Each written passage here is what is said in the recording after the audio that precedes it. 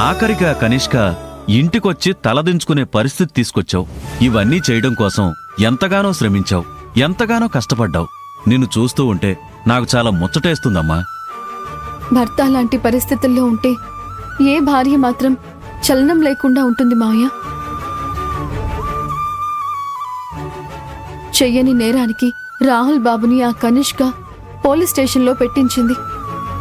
ఎంతో గొప్పగా బ్రతికిన రాహుల్ బాబు, ఎంతో మందికి జీవితం ఇచ్చిన రాహుల్ బాబు, ఎన్నో సాధించాలని కలలు కన్న రాహుల్ బాబు అలా హఠాత్తుగా పోలీస్ స్టేషన్ పాలైతే ఆయన మనసులో ఎంత కంగారుగా ఉంటుంది, ఎంత బాధ ఉంటుంది.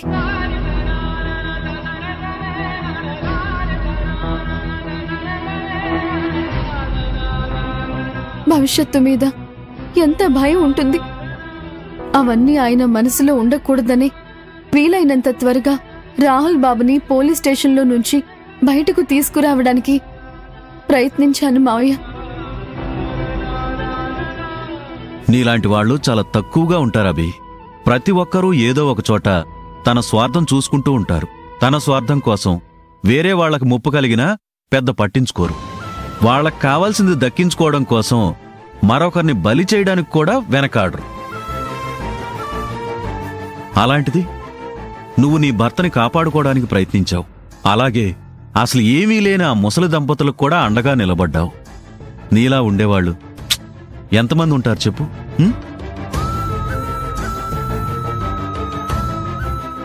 నేను చేసింది ఎంత గొప్ప పనో నాకు తెలియదు, కానీ ఆ ముసలి దంపతులకి ఈ వయసులో కాస్త అండగా నిలబడడం నాకూడా ఒక మంచి ఊరట కలిగించింది మావయ్య. ఏదేమైనా నీ భర్త కోసం నువ్వు చాలా చేశావు.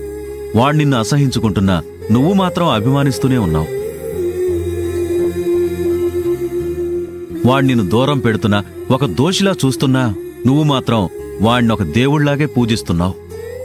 ఇప్పటికైనా సరే వాణ్ణి నిన్ను అర్థం చేసుకుంటే చాలా బావుంటుందమ్మా.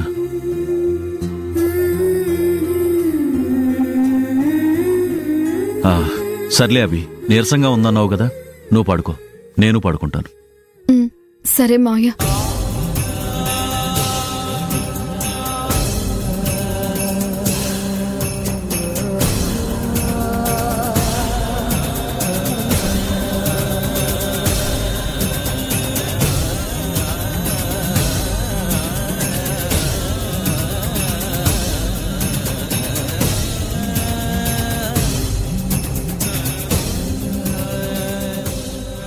నువ్వు నీ భర్తని కాపాడుకోవడానికి ప్రయత్నించావు. అలాగే అసలు ఏమీ లేని ఆ ముసలి దంపతులకు కూడా అండగా నిలబడ్డావు. నీలా ఉండేవాళ్ళు ఎంతమంది ఉంటారు చెప్పు?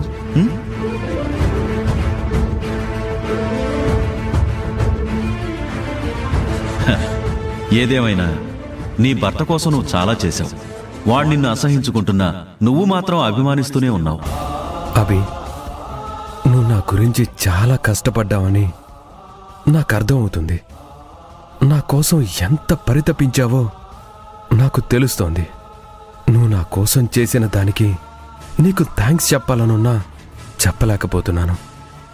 ఎందుకంటే అనుక్షణం నువ్వు నాకు చేసిన మోసమే గుర్తొస్తుంది. ఈ కుటుంబానికి నువ్వు చేసిన ద్రోహమే నా కళ్ళ ముందు కనిపిస్తూ ఉంది. మన గతం ఎలా ఉన్నా అంతా మర్చిపోయి నీతో ప్రేమగా ఉండాలనుకున్నాను, అభిమానంగా నడుచుకోవాలనుకున్నాను. కానీ నువ్వొక పక్క అభిగా, ఒక పక్క నందనగా వేషాలు మారుస్తూ నన్ను మోసం చేశావు. అంత పెద్ద నిజం తెలిసాక కూడా నీతో ఎలా ప్రేమగా ఉండగలను? నీ మీద అభిమానం ఎలా కురిపించగలను? నా స్థానంలో నువ్వున్నా ఎవ్వరైనా అంత పెద్ద మోసాన్ని అంత సులువుగా ఎలా మర్చిపోగలరు? నేను కూడా ఒక మామూలు మనిషినే కదా. నేను మాత్రం నువ్వు చేసిన పనిని అంత సులువుగా ఎలా మర్చిపోగలను?